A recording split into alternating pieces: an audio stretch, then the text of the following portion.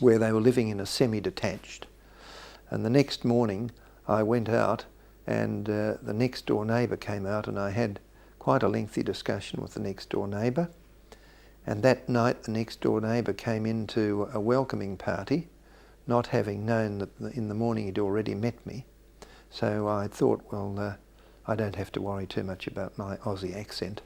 In England, I wandered the streets for 6 months before getting a job in ophthalmology. O'Day had introduced me, or given me a letter of introduction to Sir Stuart Duke Elder, who was the doyen of British ophthalmology.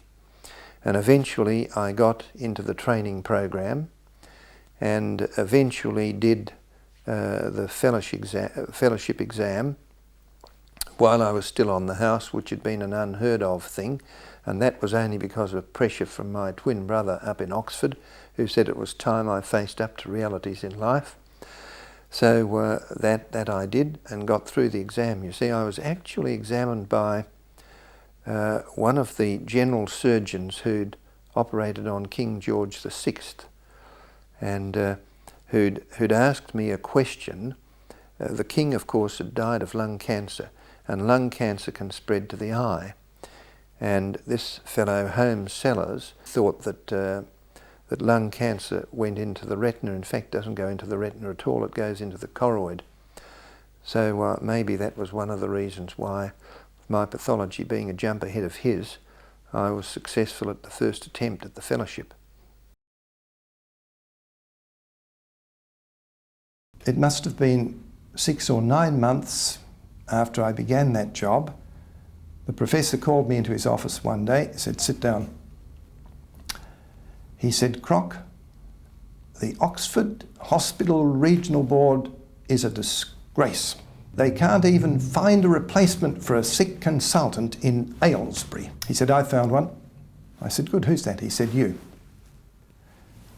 Now here I am, not fully trained, sent to Aylesbury for 3 months as locum consultant, in charge of 40 beds, no other doctors, only the local doctors themselves in the hospital. And I took my wife, Dr. Carmel CROCK, who was to be my junior resident. And that was a baptism of fire. Now, when I first arrived in Oxford, I had an established interest in spinal surgery. Now, when I came to Oxford, I discovered that the spinal surgery was largely done by the neurosurgeons. And so I followed the neurosurgeon, Pennybacker, and every operation that he did, I watched very closely. Now, when we went to Aylesbury, the very first patient sitting up in the ward had a prolapsed intervertebral disc that needed operation. And so I said to the nurse who was doing the ward round with us, "This lady needs a spinal operation." "Oh," she said, "we don't do spinal operations here." I said, "Why not?"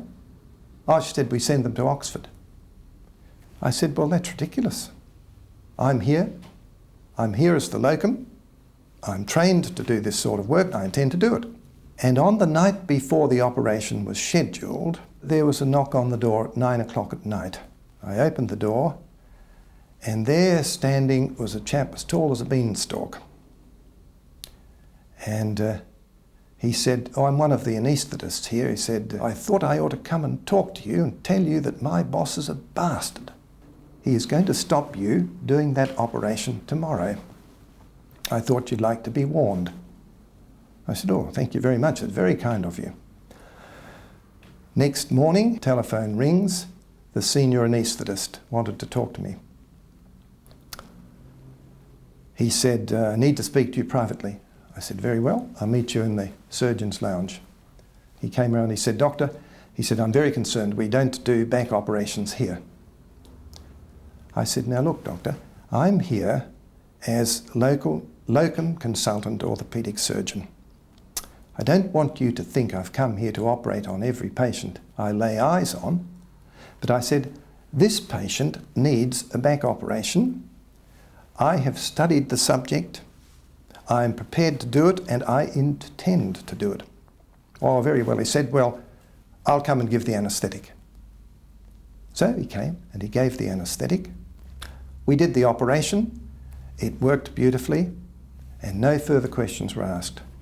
Near the end of the stay in Aylesbury, I was just coming to the end of an outpatient session. I think it was a Friday afternoon and I was quite exhausted. It had been terribly busy. And I looked up to see somebody else coming through the door and I thought, oh, not another patient. And as he came closer, I realised it was Roy Kahn. I said, Roy, what are you doing up here in Aylesbury? He said, I passed the fellowship in London this morning and my first duty was to come and thank you for tutoring me. Now that says a lot about Roy Kahn. Towards the middle of 1959, my time in Oxford was coming to a close. So I went to see Professor Truita and I said, I'll be leaving in 6 months. He said, no, you won't, CROCK. He said, I want you to stay on. I want you to take a lectureship in orthopaedic surgery. I said, well, if I'm going to stay with you, I'd like to join you in the publication of an atlas of the vascular anatomy of the human skeleton. So he said, well, Regal's already asked this, but I wouldn't trust Regal. He said, you can do it, CROCK. He said, we'll need some more specimens. You collect. And I went every morning at 6 o'clock to the morgue in Oxford, and if there was a suitable subject who had died, I had special permission to inject the bones and remove them for processing. Now I worked on that at a very rapid rate, but after 6 months it became apparent that the workload was enormous. And as the professor had made no contribution whatever, not even come into the laboratory to see how the specimens were being processed, I went back to him and I said, Professor, you said there would be a lot of work involved, and I'd like to say, from my point of view, there's too much work involved unless you agree to find a publisher, and unless I am joint author. I continued working until I had about 50 specimens of every bone in the skeletal system, including skull and mandible. And I eventually had written a description of every specimen, all with line drawings that were done by Margaret McClarty, who was a medical artist. And I took these along to the professor. I said, Professor, this is ready. He said, good. He said, now I will write the introduction of the book on which the fame of this work will rest. Then, 10 days before I was scheduled to return to Australia, having already been appointed senior orthopaedic surgeon at St Vincent's Hospital in the University of Melbourne, he ran into me in the corridor and he said, CROCK, I have some documents for you to sign. Come to my office. I went into his office where I'd been 1,000 times, and laid out on his desk were 3 copies of a publisher's agreement turned over to the back page, already signed J. Truita. He said, just sign there. I said, well, excuse me, I'll just have a look at the front. I turned over to the front, the agreement between Joseph Truita and the publishers, William Heinemann. Where's my name? Not on it. And it would have been a witness's signature, not co-author's signature. I said, Professor, I really can't sign this because you haven't got my name on it as joint author. He said, go to Miss Guess. Miss Guess. Tell her to type it on. She typed it on. I took it back into the professor's room. I signed it, and I gave him the 3 copies. I didn't keep a copy. Next morning, called me into his office, into the area where he did his work, and locked the door behind me. He said, "CROCK, I'm not used to dealing with people at your level." He said, "I'm used to dealing with celebrated professors." He said, "You are a typical colonial. You have come from nothing. You are going back to nothing.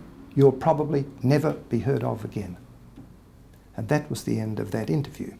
We were scheduled, Mum and our two children, Catherine and Elizabeth, were returning to Australia on the following Monday morning. Saturday morning, I made an appointment to see Sir George Pickering. I said, "I am proud to be joint author, but Professor Truita has told me that the agreement which I signed a couple of days ago, including my name as joint author with William Heinemann, no longer exists. And what's more," he said, "CROCK, the minute you questioned my work, you were finished." Pickering looked at the material. He said, "This is magnificent." He said, "My dear CROCK, you have taken no irrevocable step. You leave this manuscript with the attorney, and I will deal with this matter and be in touch with you."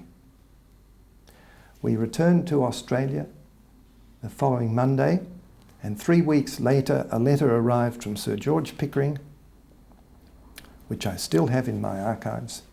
"My dear CROCK, I do not wish to see this unfortunate incident damage your future career. I therefore request your permission for me to collect this manuscript and have it destroyed. Yours faithfully, Sir George Pickering, FRS."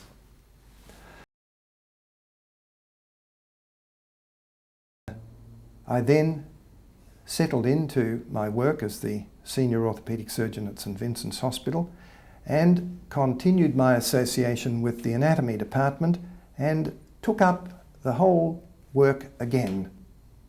And I started off particularly with a revision of the arterial supply of the upper end of the human femur, which was published in Cambridge in the Journal of Anatomy in 1965. I then expanded the work on the blood supply of the lower limb bones to the point where I prepared a book entitled "The Blood Supply of the Lower Limb Bones in Man." It was a small book. It was very well reviewed in many places around the world, but in the Medical Journal of Australia under the heading "Vascular Magic." In 1968, I went to Japan for the first time, and I was invited to give a talk at Keio University in Tokyo by Professor Iwahara, who was at that time the most famous orthopaedic surgeon in Japan, known as the Emperor of Orthopaedics.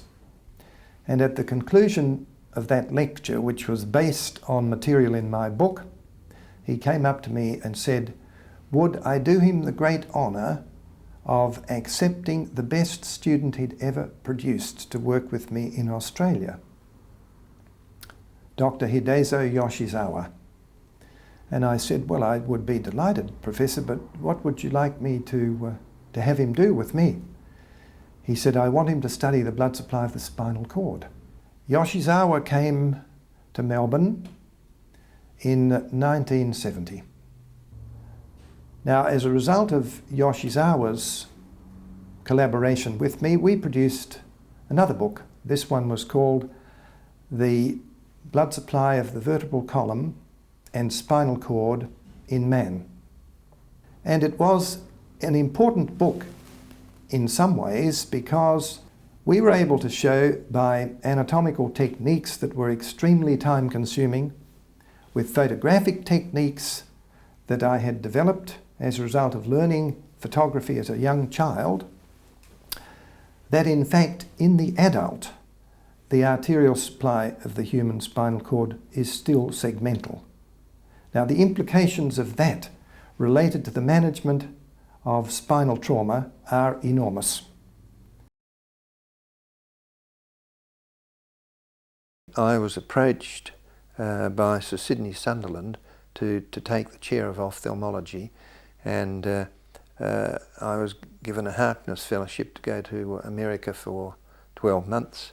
But somehow or other, Duke Elder took a fancy to me, and I found, after I'd been appointed to the chair of ophthalmology in Melbourne, that doors seemed to open all over the place. I was sent in an ambassadorial capacity to Zurich to the installation of the new professor of ophthalmology in Zurich, and I went there as Duke Elder's representative, and I was then sent from there to Moscow in 1962, and Michael Quinlan, who was the son of Dan Quinlan, the gynaecologist I mentioned earlier, who'd got us into medicine, and I went by train from London to Leningrad. And we arrived in Berlin the day that the boy Peter Flechter had been shot trying to get across the wall. And that was really a pretty traumatic time. It was the time of the airlift into Berlin, and I'd left Jacqueline in London with our 4 children, Marnie being only about a month old. And then when we arrived, we all went to America together. I stopped off in New York, where Jacqueline spent 4 days with me with the 4 children, under 4. And then she brought them home to her parents in Canberra, single-handed, stopping off for a night in Hawaii to show them the tree under which Robert Louis Stevenson had slept, or some amazing feat. And